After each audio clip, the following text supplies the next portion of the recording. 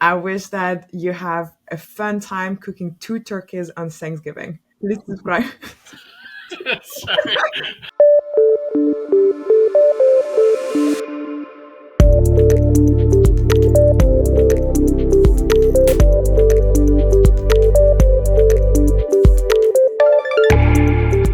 Hi, everyone, and welcome to Kingscrowd's Investment Roundtable. Today is going to be Thanksgiving edition. And to talk about food, I have the pleasure to be joined by Teddy, my fellow associate, as well as Chris Martin. Chris is our integrated operations manager. Basically, he's the Swift knife of Kingscrowd. He does everything and he knows a lot about the SEC. He's also the one setting up all the data that you see on Kingscrowd. Chris, welcome. Hi, glad to be here. So please tell me, it's going to be Thanksgiving in a couple of days. What are you going to do for Thanksgiving, and do you have any favorite food? Yeah, so it was going to be just a pleasant day with my kids, my wife, and I, and somehow it blew up to having about 15 people coming over and cooking for everyone. So I think we'll be doing two turkeys this year, one in the oven, one in the smoker. It's going to be quite a production. I'm looking forward to it, though. Just not looking forward to the dishes afterwards. Favorite food, though, I love some pumpkin pie. This is the time of year for it. So, and we grow our own pumpkins, so we make our own fresh pumpkin pie with it. Epic. I grew up on a farm, so we used to actually raise our own turkeys for Thanksgiving. We don't do that anymore because we've all grown up. But my favorite food, it's pretty lame, but it's like a nice fresh roll with Thanksgiving dinner is my favorite. Well, as you can hear it, I'm not from here. It's only going to be Thanksgiving number 5 for me. But we typically do Friendsgiving since both my husband and I are immigrants. And I'm still not used to all the Thanksgiving food, but I do love mac and cheese. I may eat it with a baguette though. Nice. Please forgive me for that. Awesome. So this week, we decided to take a look at all of the investments in food company on equity crowdfunding platforms since the beginning of 2023. And pretty surprisingly, we realized that the meat, seafood, and dairy category received the most investment, where with about $5 million. They were followed by snacks and desserts, breakfast and bakery, sauces and spread, and at the very least, plant-based food and ready meals. I know that a lot of us were actually surprised to see plant-based food be trailing behind all of these other categories. Teddy, can you tell us, do you have an idea of why plant-based food was such a hype in 2020, 2021, but the category unfortunately not really receiving investment and not really performing well anymore in 2023, 2024? Plant-based food sector really went through it had like this big novelty about it when it first came up. It's like, oh, you can have a burger tastes like real meat, and kind of marketing promotion around with that type of messaging. So I think people got very excited about it. Companies raised a lot of money, and revenue for a lot of those companies like Beyond Meat really kind of skyrocketed and where we're valued quite highly. I think, like happens with any new, not just foods, but like new technologies, there's always, and you can kind of see this happening in the AI industry now, where it's like there are so many new AI companies, and in this case, there were so many new plant-based food companies, and then it's kind of went through a shakeout or something, where it's kind of like a correction, I guess you could call it, where the best winners kind of emerge, and only a few companies will end up dominating the AI space. In the sense here, there's like a few very large plant-based companies that continue to kind of dominate. So I think there was like the novelty factor that everyone kind of hopped on, and so many new companies were made in the plant-based space. I think also like on the health conscious side, people are starting to realize that it's like not necessarily healthier to eat like a plant-based burger than a real burger and things like that. And I think that was part of the initial promotion of it. It was like a little bit too far on like the health benefits that are turning out to like not necessarily be real. So yeah, I think it was kind of, I don't want to call it a fad, but it kind of, had its initial novelty moment. And now it's like, okay, let's get serious about what these foods actually are health-wise. And a lot of them cost more. So with like inflation and all of that type of stuff like going up, consumers are being more careful about where they spend on premium products, which plant-based products always cost more. So yeah, I think a variety of factors, but most importantly, I think it kind of went through a novelty hype back then. Yeah. You have about three different types of plant-based food companies. The first one, like what you just mentioned, is going to be Impossible Foods, Beyond Meat. They really try to imitate meat and they want to give you the impression that you're actually eating meat. The second category will be more companies that are trying to give you a food substitute that is full of protein, but they're not trying to actually imitate these real meat. So I'm thinking about, for example, a steak made out of lentils. It's not going to taste or look like a steak at all, but it's going to give you protein and give you a food that is different from the regular vegetables. And the third is going to be non-meat alternatives like rice-based or oat-based dairy, oat-based yogurts, and some are good, some are really just a big mess and they don't taste well. Chris, I know that you've been tasting Blackbird Food pizzas, which also are one of Kingscrowd investments. Can you tell us more about the taste? Did you actually like it? Did they do a good job? And do you think that's a company that, based on the taste, is actually going to succeed? Yeah, so I was able to get one of the 4 packs that they had of pizzas and just give them a try. Um, all in all, I found that they definitely hit the mark on a few of them. The Supreme Pizza, which is supposed to be a sausage alternative with the peppers, onions, stuff like that. That definitely hit the mark. That was a really good freezer pizza. There were some others. The margarita was really good, but it's kind of hard to mess up basil and cheese. But some of the other ones, the barbecue chicken one, I really didn't think was all that good. And at the end of the day, it was definitely like a freezer pizza. Even the good ones, they rank up there with freezer pizzas, but it's not going to beat your local pizza shop or anything that you make on your own.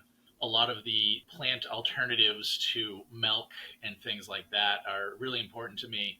Um, but having developed lactose intolerance later in my life, I know what a good like creamy ice cream is like. I know what a good like half and half stuff like that is like. And I'm seeing two different things happen. That a lot of the plant alternatives are getting better at tasting like what I would expect them to taste like, or what would be flavorful and good. So you are seeing that increase there, but you're also, I think, seeing the increase in the actual dairy companies being able to put out lactose free alternatives as well. And when it comes to trying to find a plant based like half and half drink that I can add to my coffee, I could try a bunch of different companies and see what comes out, and a lot of them have some chemicals and stuff in there that I'm not entirely sure about.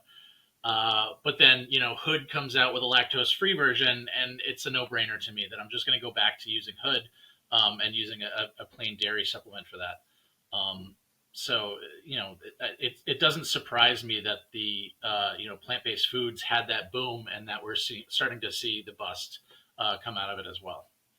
Yeah, what you say is very interesting because there are different types of customers. There's the people like you, who, because they're lactose intolerant, have any type of allergies, this is a very good substitute for them. This, I think, is a pretty solid base of customers.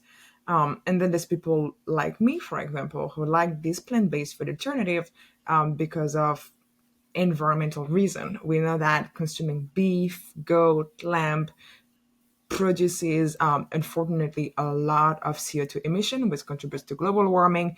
And that was, I think, kind of also one of the motifs for a lot of people to switch to these foods. Unfortunately, like Teddy said, they're not actually that healthy. And so that's probably one of the other reasons why we're seeing the burst, because there has been a lot of realization from the customer that may not be actually better for the health. That's why I think one of the biggest category right here is the meat, seafood, and dairy industry. Because the biggest companies that have been raising are, for example, Porter Road, which is a farm to fork company. It is doing US pasture raised beef and pork. And the kind of innovation of this company is simply to have a good supply chain, make sure that the meat is sustainable, make sure it's good quality, that the beef and the animals are well treated. It's kind of the same thing for Plainview Beef as well, which raised about $1.3 million in its round. It's providing its customers with traceable beef option, and we feel like that's something that a lot of customers are trying to get. They want beef that are living outside, that are not under a lot of antibiotics. Some even want to have that meat delivered for them, which is also a big innovation. And we have another company called Painterlet System that is sisters that are doing a yogurt which is organic, and that also is answering the question to of sustainability and healthy food that customers are looking for, even if we're still staying in the meat dairy category. So what I'm seeing here is that the boom in the plant-based food kind of somehow boomeranged to bring a growth in the meat, seafood, and dairy industry. And we see that a lot when we have a bubble, when we have a new trend.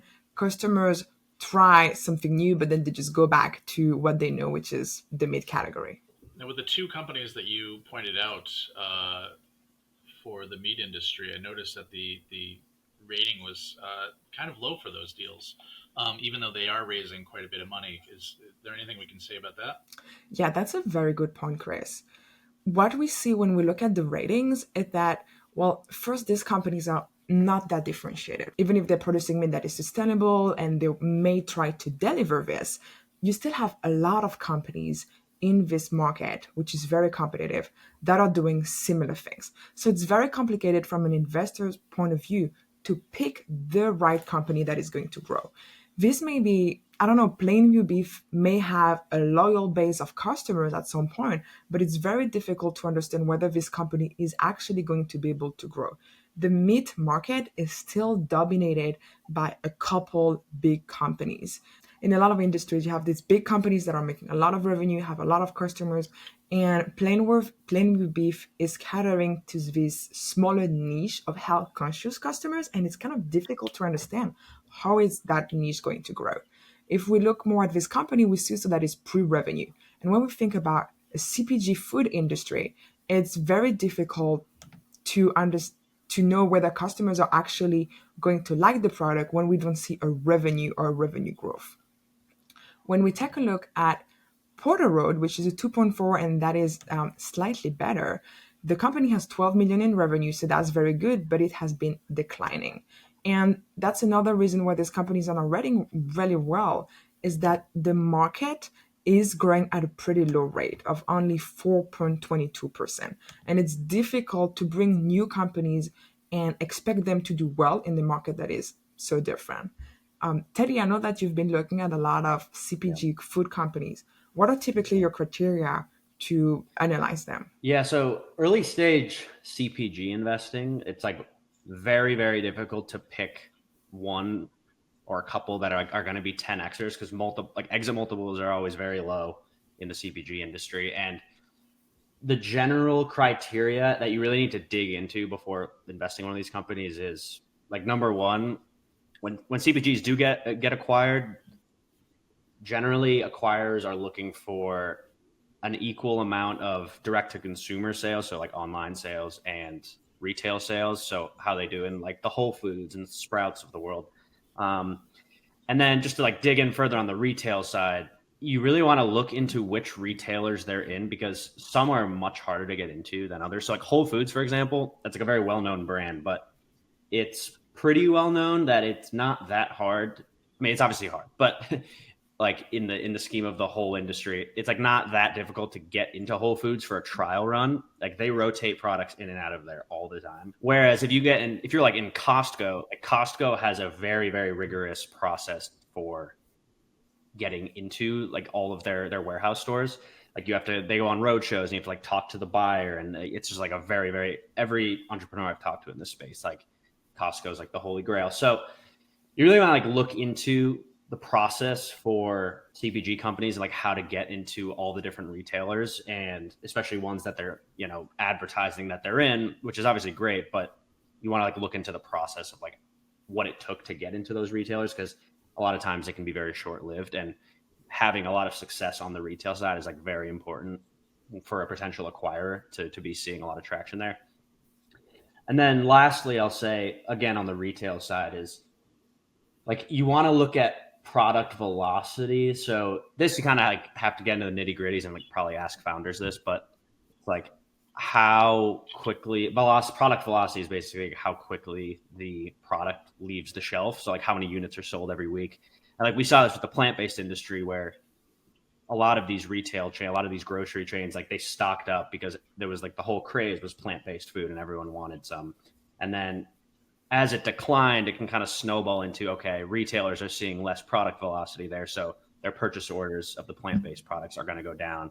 And that can like always kind of snowball things. So yeah, that's generally what I look for, but it's like a very, very hard space to navigate on the startup investing side. But yeah, and also you should always try the food before you invest. That's my number one rule. Yeah, you're definitely right about that. We've seen, if we take a look at the breakfast and bakery category, we've seen that there is this one company called Pacha that raised a lot of money recently. So this is their current raise. They're already at more than $500,000. But if we look at their previous raise, they have been raising close to $1 million. So Teddy, have you taken a look at Pacha, and can you tell us why is that such a hit on equity crowdfunding platform, but is that actually a good investment? So yeah, for Pacha, they're an interesting CPG because if you look at their financial profile, they do have really solid revenue growth, but as you can see, cost of goods sold is actually higher than revenue, and that's been improving a little bit since 2022. But like obviously, if you have negative gross margin, which is basically like revenue minus COGS divided by revenue, like that shows that there's something that's like obviously a big red flag because something's wrong with either the manufacturing side of it or with the sourcing of the ingredients for like a premium product like this. Like something's off there, and maybe the founder has a good explanation for it. But with CPG especially, like having a real handle on the sourcing of ingredients and those sorts of things, that's like looking at the margin profile becomes even more important than some other industries. So yeah, and then they're burning quite a lot per month, a little over a month of runway. So yeah, I think that's just a general theme. Is like you don't just want to look at revenue growth when evaluating startups. Like obviously that is one of the most important things, but you always want to see like how are they handling their costs and if they have improving margins over time. So all the more important in a CPG analysis as well. Exactly. We have to remember that the end goal for equity investors is to get the companies acquired or taken on an IPO. And in the case of such a company, the company will probably not get acquired on a revenue multiple, but on an EBITDA multiple. And it would probably have to be profitable. It will have to have good margins to actually be an interesting buy for an acquirer or for it to perform well on the stock market. So definitely in the case of Pacha, they probably have to grow their revenue. They probably have to grow their revenue way more, or drastically reduce their COGS to be able to be a good deal Yeah, for and like investors. CPG, it's not like not to keep bringing up AI, but like for like artificial intelligence companies, like you're really investing in like the future value of the company. So even if the revenue multiple is like really high, like you're betting on the future of AI, the integration and acceptance of AI by businesses and consumers. Whereas like with CPG, it's like you just need to run a stable business, have your manufacturing down, and be getting closer to cash flow even. And like that is what's like Leia said, like you're going to be acquired based off like a free cash flow multiple or an EBITDA multiple because it's like there's not that much to analyze with it from an acquirer other than obviously like your traction and all that, but like they really hone in on the financial profile and you need to be getting as close to profitability as possible while growing a lot. So um, yeah, obviously, like I said, a much different analysis when looking at CPGs than basically most other industries, I'd say. Looking at the data, while snacks and desserts have, are higher with 3.6 million total, their average is actually lower than both the breakfast and bakery and the sauces and spreads. Um, and they have more. I think what's carrying them is that they have 17 raises in the last year, 17 rounds in the last year, as opposed to 11 rounds in breakfast and bakery and 7 rounds in sauces and spreads. But sauces and spreads actually, on average, have 295,000 on average, whereas the snacks and desserts have 210,000, which I think is a very interesting and telling number. That maybe sauces and spreads aren't collectively doing as well, but it seems like they're raising more money on average for the companies that they have. That's a very good insight. It's true. We see a lot of snack and dessert companies, a lot of healthy snack companies raising. They claim to be healthy, they claim to have high proteins, which is true, but they also have high sugar. So I'm not surprised to see that there are less sauces and spreads company, but they are actually performing better. Thank you so much, Chris and Teddy, for talking food with me for about 20 minutes. That was such a pleasure. Chris, we need to bring you back more often so you can give us more reviews on plant-based pizzas. And I wish that you have a fun time cooking 2 turkeys on Thanksgiving. Yeah, thanks. Looking forward to this Thanksgiving, and I hope everybody else out there has a wonderful Thanksgiving this year. Amazing. And don't forget to subscribe to our YouTube channel and check our data and the latest investment analysis on Kingscrowd.com.